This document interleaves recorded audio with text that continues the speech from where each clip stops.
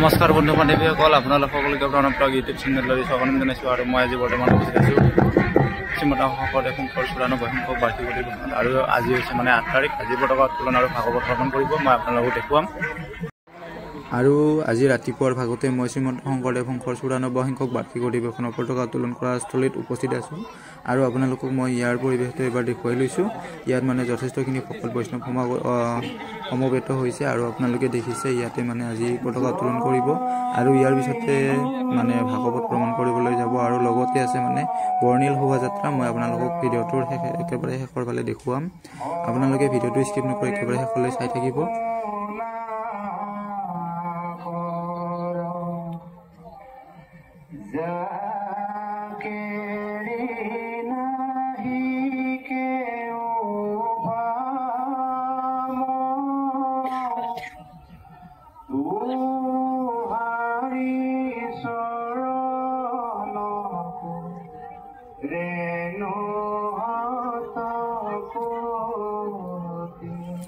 আৰু এই পতাকাস্থলীত মানে কিছুমান এনেকুৱা গীত গাইছে, মানে শুনিলে চকুৰ পানী ওলাই যায়। আপোনালোকে শুনিবচোন এবাৰ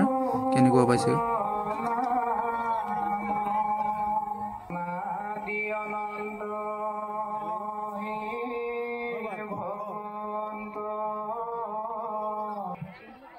সন্ধিয়া পৰত সেই যে মাতৃগৰাকী ৰৈ আছিল, গধূলিতে মায়ে থাকে পদূলি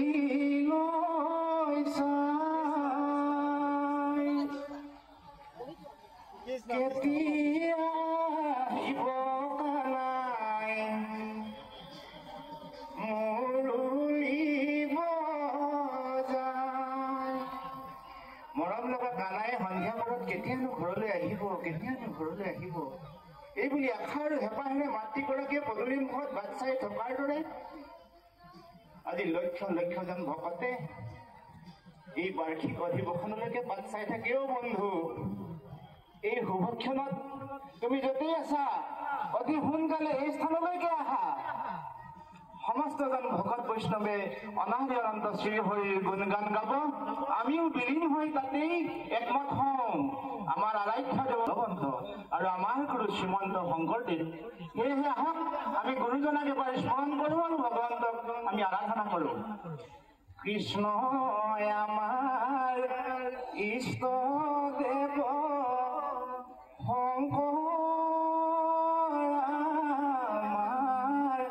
গুৰু, ৰাম নামৰ নৌকাখনি ভকত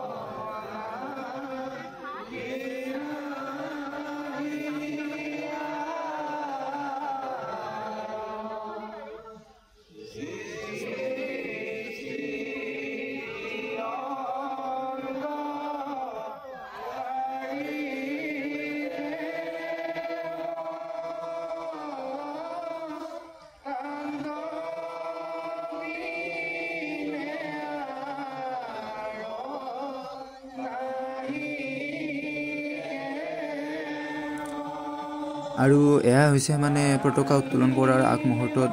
ভকত বৈষ্ণৱসকলে সকলোৱে মিলি একেলগে মানে প্ৰাৰ্থনা কৰা মুহূৰ্ত। আৰু এই মুহূৰ্ত সময়খিনি মই সকলোকে অলপমান যুগলবন্দী কৰি ৰাখিবৰ বাবে এটা ভিডিঅ' বনাইছোঁ। আৰু আপোনালোকে দেখিছে কিমান ধুনীয়াকৈ সকলোৱে একেলগে মানে প্ৰাৰ্থনা কৰি আছে। যোনে য'ত যেনেকৈ আছে তেনেকৈ প্ৰাৰ্থনা কৰিছে, আৰু তাৰ পৰাই মানে ভগৱানক পোৱাৰ এটা হেঁপাহ জাগিছে সকলোৰে। গতিকে আপোনালোকে চাই থাকক, মই বহুত বেছি কথা নকওঁ। আৰু মহাপুৰুষ শ্ৰীমন্ত শংকৰদেৱৰ বিষয়ে মই আপোনালোকক দুআষাৰমান কথা কম শেষত, যিমানখিনি মই জানো। আৰু আপোনালোকে হয়তো মোতকৈ বেছিও জানিব পাৰে, মই তথাপিও আপোনালোকক অলপমান দেখুৱাই দিছোঁ। আৰু আজি ইয়াতেই মানে পতাকা উত্তোলন কৰিব।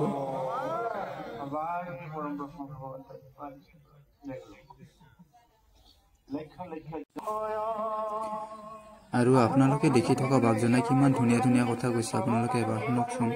মানে শুনিলেই দুখ লাগি যায় আৰু কথা ক'বলৈ মন নাই মোৰ গতিকে মই আপোনালোকক অলপমান ভালদৰে শুনিবলৈ কৈছোঁ নিশ্চয় আপোনালোকে অনুমান কৰিব পাৰিছে ইমান ধুনীয়াকৈ কৈছে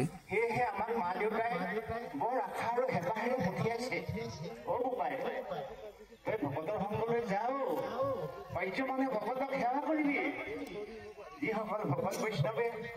ঈশ্বৰৰ গুণ গান গাব তেওঁলোকক তই পাৰ্য মানে সহায় কৰি দিব পাই এনেহেন মধুৰ আশা এনেহেন মধুৰ কল্পনাকে সাৰোগত কৰি আৰু আজি যিহেতুকে মানে গুৰুত্বপূৰ্ণ দিন সেয়েহে ধৰ্মধ্বজা উত্তোলনৰ কাৰণে ইফালে মানে সাজু হৈছে আৰু বাপজনাই আহি পাইছে আপোনালোকক মই দেখুৱাইছোঁ সম্পূৰ্ণকৈ ধৰ্মধ্বজা উত্তোলন কৰা আৰু আজি যিহেতুকে যথেষ্টখিনি মানুহ হৈছে সেইকাৰণে কিছুমান দৃশ্য মই আপোনালোকক ভালদৰে দেখুৱাব পৰা নাই বা মই যাব পৰা নাই সিমান আৰু মই যিখিনি পাৰিছোঁ সেইখিনি মই আপোনালোকক দেখুৱাইছোঁ আৰু আজি এই ধৰ্মধ্বজা উত্তোলনৰ পিছতে ভাগৱত ভ্ৰমণ কৰিব আৰু ইয়াৰ লগে লগে মানে ভাগৱত ভ্ৰমণৰ পিছতে থাকিব সাংস্কৃতিক শোভাযাত্ৰা আৰু যিহেতুকে শ্ৰীমন্ত শংকৰদেৱে এজন মানে সাংস্কৃতিক দিশতো আগবঢ়া মহাপুৰুষ আছিলে সেইকাৰণে হয়তো সাংস্কৃতিক শোভাযাত্ৰাটো ইয়াৰ লগত জড়িত কৰি ৰাখিছে আৰু আপোনালোকে চাওক কি ধুনীয়াকৈ মানে এইফালে পতাকা উত্তোলনৰ ফালে গৈ আছে মই আপোনালোকক ভালদৰে দেখুৱাইছোঁ অলপমান কথা আজি কমকৈ ক'ম আপোনালোকে নিশ্চয় চাই থাকিব আৰু ভিডিঅ'টো চাই নিশ্চয় ভালেই লাগিব বুলি মই আশা ৰাখিছোঁ আপোনালোকে চাই থাকক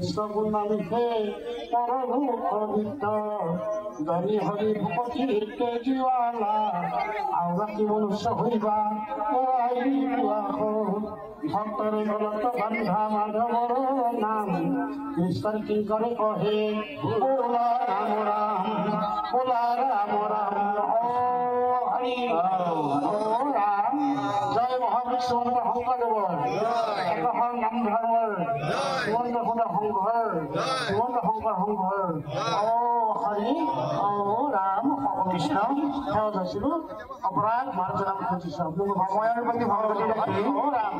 আমাৰ পবিত্ৰ ধৰ্মধ্বজাৰ চাৰিওকাষে থকা নিজ নিজ জিলাৰ শাখাৰ কাষত সন্মানীয় হৰণ সদস্য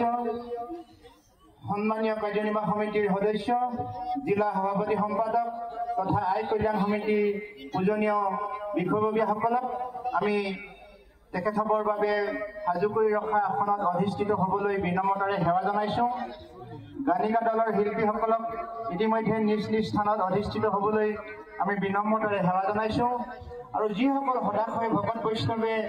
এতিয়াও আমাৰ এই পবিত্ৰ স্থানত উপস্থিত হোৱাহি নাই তেখেতসকলকো অতি সোনকালে আহি এই স্থানত অধিষ্ঠিত হৈ আমাৰ এই বৰ্ণিল কাৰ্যসূচীত সফল ৰূপায়ণ কৰিব এয়া আপোনালোকে দেখিছে বাপজনাই মানে ধৰ্মধ্বজা উত্তোলন কৰিবলৈ আগবাঢ়ি গৈ আছে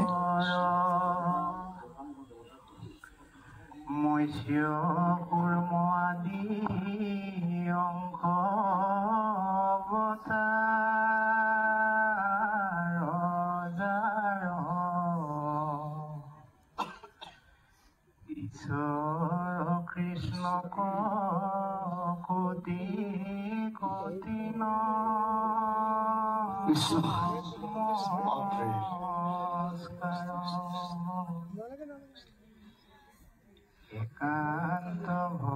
সন্মানীয় পদাধিকাৰী বাপজনক এই পতাকা উত্তোলনৰ কাৰ্যসূচীৰ শুভাৰম্ভ কৰিবৰ কাৰণে সেৱা নিবেদন কৰিলোঁ কৃষ্ণ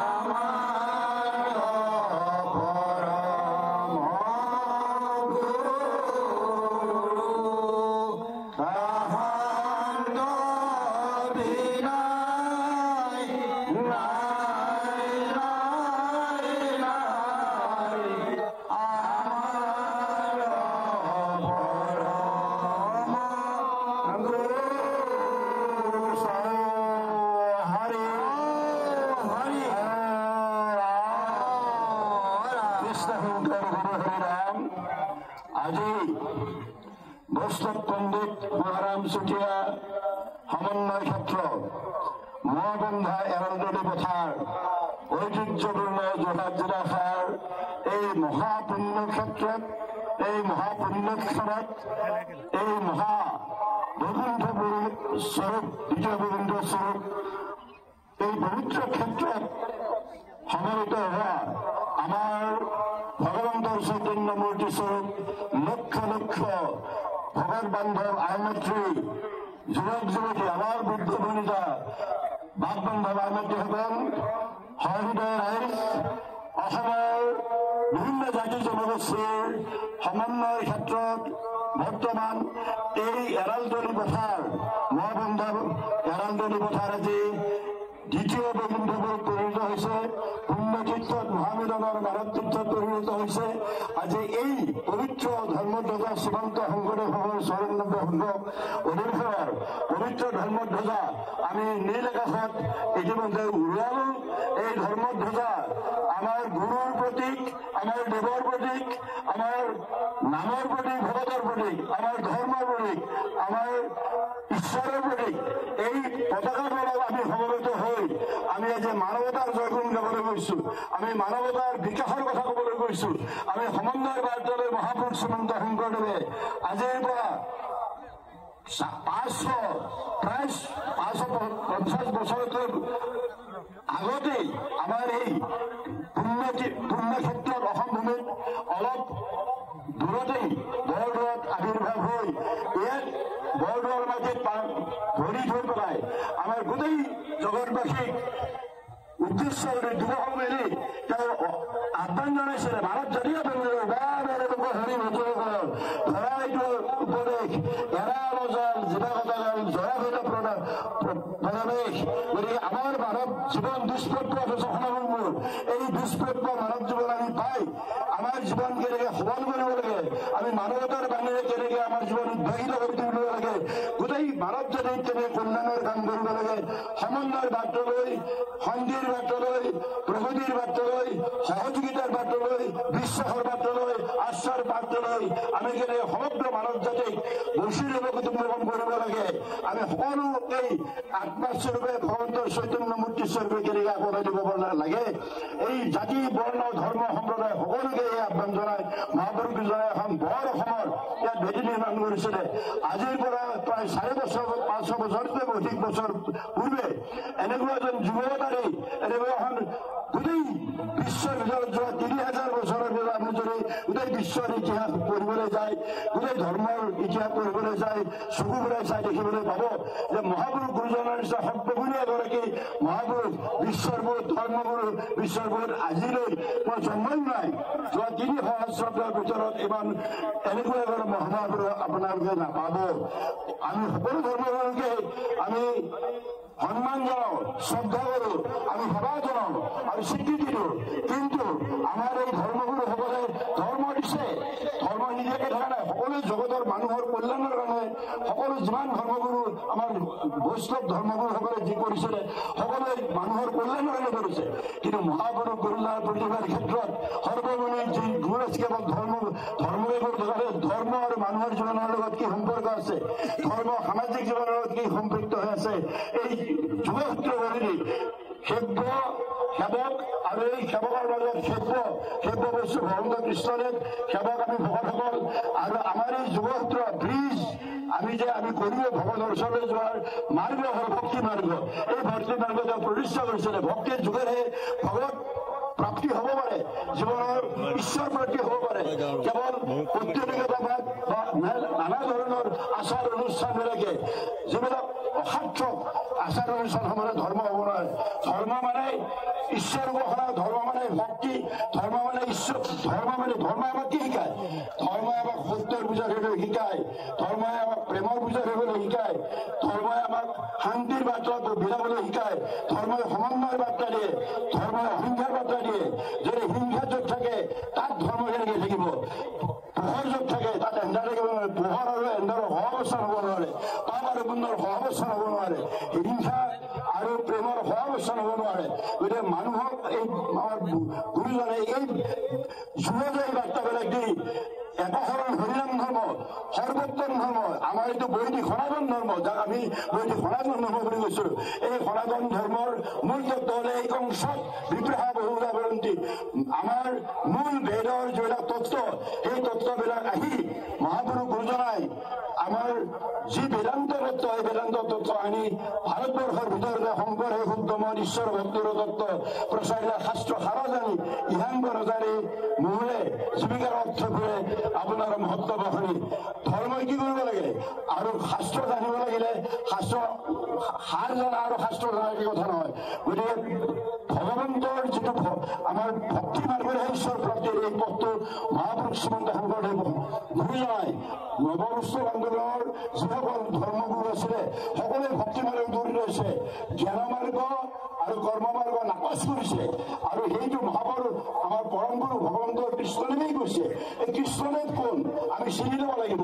জানিয়া ভুজু ভাই ভগৱন্ত বাবে এহু ৰসম মাধৱক মুখামুখি কৰে আমি জানি পেলাই মানুহে জানি পেলাই কাম কৰিব লাগে আমি জীৱনত সকলো কাম জানি পেলাই কৰোঁ কিন্তু আমাৰ তথাকথিত হিন্দু ধৰ্মৰ মানুহবিলাকে আমি জানি পেলাই পূজা কৰিছোঁ নে জানি পেলাই কি কৰিছোঁ সেই কথাটো মই তেওঁলোকক নিজকে আত্মা সুধি চাবলৈ আমি কওঁ যে আমি সকলো কাম জানি কৰিম কিন্তু ধৰ্ম বস্তুটো নাজানিলে কৰিব নালাগে জানিয়ে বুজিব হয় জানিব লাগিলে ঈশ্বৰ দত্তক আপুনি ঈশ্বৰক চিনিব লাগিব ঈশ্বৰগণ পৰম ব্ৰহ্ম অনন্তকোটি ব্ৰহ্মাণ্ডৰ অধিকাৰী সৃষ্টি স্থিতি প্ৰলয়ৰ গৰাকী আমাৰ এই পৰম ব্ৰহ্মৰ যিটো সাকাৰ ৰূপ সবিশেষ ৰূপ ভগৱন্ত কৃষ্ণদেৱ বুলি কৃষ্ণদেৱসকলে আমাৰ সমস্ত বেদান্ত সাৰ শাস্ত্ৰ শিৰোমণি ভাগৱত শাস্ত্ৰ ইয়াত প্ৰতিপন্ন কৰি থৈ গৈছে আৰু আমাৰ যেতিয়া বেদব্যাসে সমস্ত 4 বেদ 14 শাস্ত্ৰ সপ্তাহ মহাভাৰত গীতাকে ধৰক গোটেইবিলাক শাস্ত্ৰ ৰচনা কৰাৰ পিছত যিটো ৰুল বন সেই কথাটো আপোনালোকে সকলো ভকত বান্ধৱসকলে জানে আৰু নাৰদৰ উপদেশ মতে কেনেকে সৰ্বোত্তম শাস্ত্ৰ মহাভাগৱত শাস্ত্ৰ কৰিছে মহাভাৰত শাস্ত্ৰৰ মূল ক্ষেত্ৰ কি যে প্ৰকৃতি কহিলা তুমি আনেকে ধৰ্ম নকৈলা প্ৰকাশ কৰি কৃষ্ণ গীত নক সিজিলা তোৰ ঋষি তোমাতো ঋষি পৰমান নাই নাই সুস্থ চিত্ত তপ কেহি অভিপ্ৰায় কেনে নাই মোৰ উপদেশে কৰা ভাগৱত শাস্ত্ৰ প্ৰচাৰক গোবিন্দৰ গুণ নাম মাত্ৰ ভগৱন্তৰ গুণনাম আমি শ্ৰৱণ কীৰ্তন কৰিব লাগে তাৰে এই কথা কলে যদ্যপি ভকতি নৱবিধানৰ শ্ৰৱণ কীৰ্তনৰ মহাশ্ৰেষ্ঠতৰ অৰ্চন বন্দন ধ্যান সমস্তৰে কৰি নিজ যশ কীৰ্তনত কৃষ্ণ সুন্ধ কৰি এই যে আমি শ্ৰৱণ আৰু কীৰ্তন শ্ৰৱণ মানে কেৱল কাণেৰে শুনা আৰু আমি যিমানবিলাক আমি তাৰ আনন্দ পাব লাগে কথা নহয় শ্ৰৱণ শব্দটোৰ অৰ্থটো শ্ৰৱণ মানে শুনিব লাগিব আৰু মানিব লাগিব গতিকে ঈশ্বৰ পুৰুষৰ নামবিলাক গুণানুগীত কৰ্ণপথে ভকতৰ ইয়াত প্ৰৱেশী হৰি দুৰ্বাসনা হয় সমস্তই যেহেনে শৰত কালে জড়ৰ জৰিকা মনৰ স্বভাৱতে নিৰ্মল কৰায় ভগৱন্তৰ এই বাণীবিলাক যদি কৰ্ণপথে ভকতৰ হৃদয়ত যাব লাগিব আপোনাৰ এখন কৰ্ণৰ আপুনি মগজুৰে পঠাব লাগিব গতিকে এই ধৰণে চিন্তা কৰি আপোনালোকে যদি হৃদয়ত ভগৱন্তক স্থাপন কৰিব পাৰে তেনেহ'লে আপোনাৰ বংশীদেৱ কুটুম্ব হ'ব কেনেকুৱা হ'ব আমি মানে বিষ্ণুময় দেখাইছিলো সমস্ত জগত জীৱনতে মুক্ত হৈ অচিৰকালত জীৱন মুক্তিৰ কথা ভগৱান আমাৰ গুৰুজনে আমাক কৈছে লিবাৰেশ্যন থিয়ৰী অফ লিবাৰেশ্যন মুক্তি তত্ত্ব আপুনি জানে যদি ভাবে ভাৰতবৰ্ষৰ দৰ্শনসমূহে আমাৰ মুক্তিটো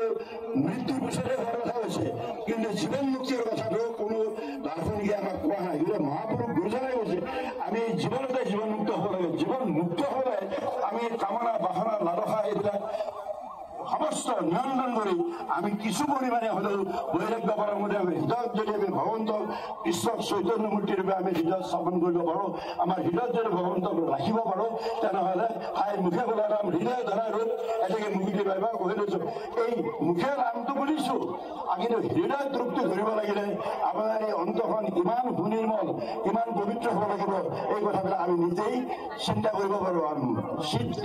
বুদ্ধি মন অহংকাৰ এইবিলাকটো হ'ল মনৰ এই 4টা ভাগ এইবিলাক কোনে কলুষিত কৰে আমাৰ যিবিলাক কামনা বাসনা লালস আছে ৰিপুবিলাক আছে কাম লোভ মন বাচ্চা ৰিখে বিদেশ কবৰতা পৰশ্চিকা তৰা এইবিলাকে আমাক কলুষিত কৰি ৰাখে আৰু এনেকুৱা অপবিত্ৰ হৃদয়ত ভক্তিৰ বীজ কেতিয়াও অংকুৰিত হ'ব নোৱাৰে বাপঘৰ আমি ভক্তিৰ বীজ অংকুৰিত কৰিব লাগিলে আমি জীৱনতে মুকুট হৈ চিৰকালত স্তৰলৈ যাব লাগিলে আমাৰ হৃদয় পবিত্ৰ কৰিব লাগিব মন শুদ্ধ কৰিব লাগিব উদাৰ চৰিত্ৰ নাম বৈষ্ণৱ কুটুম্বকম এই কথা কৈছে গতিকে আমাৰ উদাৰ চৰিত্ৰ নহ'লে আমি সকলো মানুহকে আমি আঁকোৱালি ল'ব নোৱাৰিম এই বাণী আমাক মহাপুৰুষ গুৰুজনাই মহান মানৱতা বাণী দি গৈছে গতিকে আমাৰ ধৰ্ম কিয় লাগে আমাৰ ধৰ্মৰ প্ৰয়োজন কি মানুহৰ জীৱনত ধৰ্মৰ প্ৰয়োজন এইকাৰণে আছে যে আমি পশু হিচাপে জন্মগ্ৰহণ কৰিছোঁ আৰু পশু হিচাপে জন্ম কৰা আমাৰ যিটো উত্তৰণৰ ব্যৱস্থা আমাৰ পশুত্বৰ পৰা মানৱত্বৰে আমাৰ জীৱনবিলাক মানুহ জীৱন দুষ্প্ৰাপ্য মানৱ জীৱন বা ভগৱন্তই আমাক সমস্ত শক্তি দিছে আমাক চিন্তা শক্তি দিছে কৰ্ম শক্তি দিছে সৃষ্টি শক্তি দিছে ভাৱ দিছে বুদ্ধি দিছে বৃত্তি দিছে সমস্ত দিছে দেহ দিছে সৌন্দৰ্য শক্তি ভক্তি সমস্তখিনি দিছে আৰু এইবিলাকৰ মালিক আপুনি গৰাকী আপুনি তাক আপুনি পৰিচালনা কৰিব লাগিব সকলোবিলাক দিয়াৰ পিছত ভগৱন্তই এটা বস্তু দিয়া নাই আপোনাৰ ফলৰ অধিকাৰ দিলে কৰ্মৰ অধিকাৰ দিলে চিন্তাৰ অধিকাৰ দিলে গোটেইবিলাক দিলে কিন্তু ফলৰ অধিকাৰ দিলে গতিকে য'ত কৰ্ম তৎ ফল হ'বই সেইকাৰণে আপুনি ভাল যদি কৰে শুভ ফল হ'ব বেয়া কাম কৰিলে আজি আমি সংস্কৃতি সংস্কৃতি মানে কি বুজি ল'ব সুকৃতিয়ে সংস্কৃতি আৰু দুষ্কৃতিয়ে অপসংস্কৃতি দুষ্কৃতিয়ে পাপ সুকৃতি মানে কি আমাৰ ভক্ত প্ৰসাদে শিশুসকলক যে উপদেশ দিছিলে যে বিষ্ণু ভকতৰ সংগ লইবা প্ৰথমত গুৰু মানে শুশ্ৰূষা কৰিব ভালমত লয়া উপদেশ মাধৱ পাৰাদেৱ যতে সুকৃতি মানে দুষ্কৃতিবিলাক নহয় সুকৃতি মানে কৃষ্ণতে কৰিব কৃষ্ণতে কৰিব গতিকে এই সুকৃতি কৰিবলৈ মন কিমান পবিত্ৰ হ'ব লাগিব এই ইমান ভাল কামবিলাক কৰিব সুকৃতি মানে শুভ কৰ্ম সুকৃতি মানে ঈশ্বৰৰ কাম কিন্তু আমাৰ ভাগৱত শাস্ত্ৰত মহাপুৰুষ উল্লেখ গৈছে যে আমি কি কৰিব লাগে অন্য দেৱী দেৱীবিলাক ক'লে কৈ পেলাই গ'লে একক কৃষ্ণ দেৱ কৰিব হ'ব ধৰিও তাহাৰৰ নাম কৃষ্ণ ৰাস প্ৰসাদ অনুযায়ী হস্তে কৰা তাহাৰৰ কাম তাৰ আমাৰ ঈশ্বৰৰ কাম কৰিছোঁ নেকি বা কৈছে যে আমি হাতেৰে কৃষ্ণ ৰাস হয় আমি সকলোৱে আমি কৃষ্ণৰ স্থানত আহিছোঁ এখন কৃষ্ণৰ স্থান এখন দ্বিতীয় বৈকুণ্ঠ কৰি মহাবিদ্যালয়ৰ মানৱ তীৰ্থত আহিছোঁ ইয়াত আমি কি কৰিব লাগে কৃষ্ণৰ যত্ন কৰি থাকিব লাগে সাজি গৈছে আমি বহুত কষ্ট কৰি ইয়াত আহি এই মহাবিদ্যালয়ৰ মানৱ তীৰ্থত আমি অৱগান কৰিবলৈ আহিছোঁ পুণ্য সঞ্চয় কৰিবলৈ আহিছোঁ প্ৰেমৰ বাণী বুলিবলৈ আহিছোঁ মানৱতাৰ বাণী বুলিবলৈ আহিছোঁ ভক্তিৰ বাণী বুলিবলৈ আহিছোঁ গতিকে বাপসকল এই যে আমাক যথেষ্ট ভক্তিৰ দ্বাৰা কৃষ্ণতে অনুগ্ৰহ কৰে আৰু তাতে ঈশ্বৰৰ কৰ্ম বুলি ক'লে আমি কোনটো আমি হস্তে কৰা কামৰ কাম মানে ঈশ্বৰৰ কাম কৰোঁ আমি কি কাম ঈশ্বৰৰ কাম কিবিলাক আমাৰ বেলেগ বেয়া কাম ঈশ্বৰৰ কাম মানে যিমানবিলাক শুভ কৰ্ম আমি কৰোঁ আপুনি নিজৰ কাৰণে যি শুভ কৰ্ম কৰে পৰিয়ালৰ কাৰণে গোটেই জগতৰ মংগলৰ কাৰণে যিবিলাক কৰ্ম সেইবিলাকেই সুকৃতি আৰু সেইবিলাকে ঈশ্বৰৰ কাম এইটো কৈছে আৰু সেইকাৰণে আমি বুজিব লাগিব যে আমাৰ ঈশ্বৰ আৰু এইবাৰ মই আপোনালোকক দেখুৱাইছোঁ মানে ভাগৱত ভ্ৰমণ কৰিবলৈ উলিয়াইছে আৰু আপোনালোকে চাই থাকক ভিডিঅ'টো মই ইমান কথা নকওঁ আপোনালোকে চাই থাকক ভাগৱতখন লৈ আহি আছে আৰু মই আপোনালোকক যিমানখিনি পাৰে ওচৰৰ পৰা দেখুৱাইছোঁ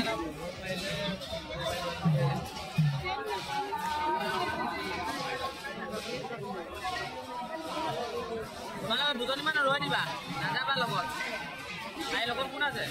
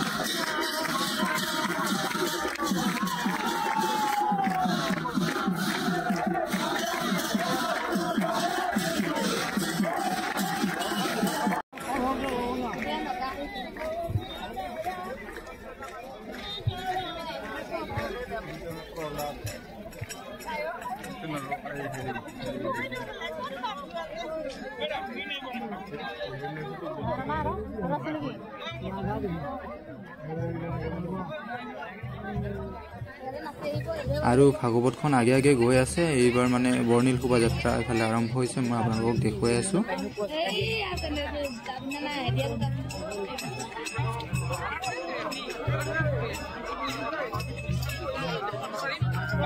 আৰু এওঁলোক হৈছে মানে নগা জনজাতি। আপোনালোকে দেখিছে নগাসকলৰ নৃত্য।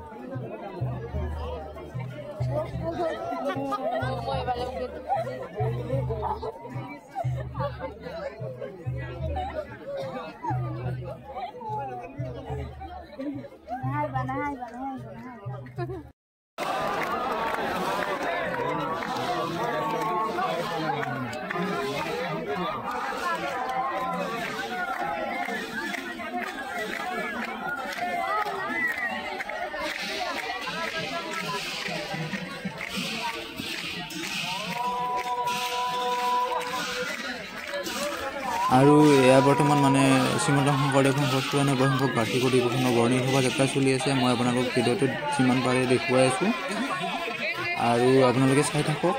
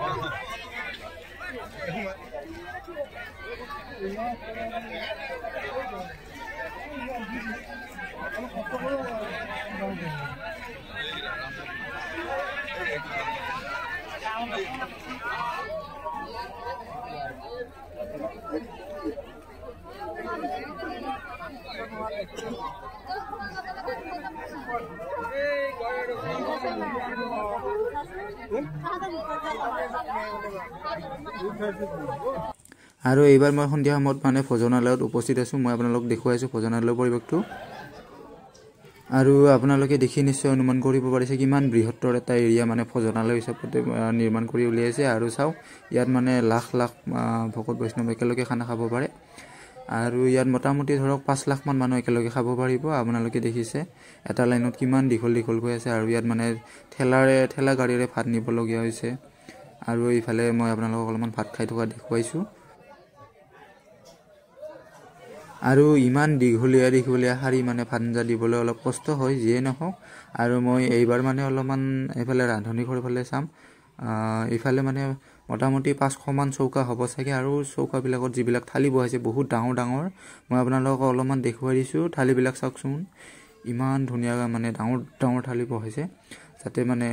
একেলগতে বহুত মানুহৰ ভাত আঞ্জা একেলগে বহাব পাৰে। আৰু মই আপোনালোকক অলপমান দেখুৱাই দিছোঁ। ইফালে মানে ভাত খাই উঠিছে আৰু সিফালে নতুনকৈ লাইন শাৰী পাতিছে আৰু আহি আছে ভিতৰত পিনে, কিন্তু মানে এইখিনিত ভাত খাই গুচি গৈছে। আৰু এইখিনি মানে ডিছবিলাক পেলাব অলপ পিছত। আৰু আচৰিত লাগে দেখিলে মানে ইমান ডাঙৰ থালি। আৰু এয়া চাওক ঠেলাত মানে ভাত লৈ গৈ আছে।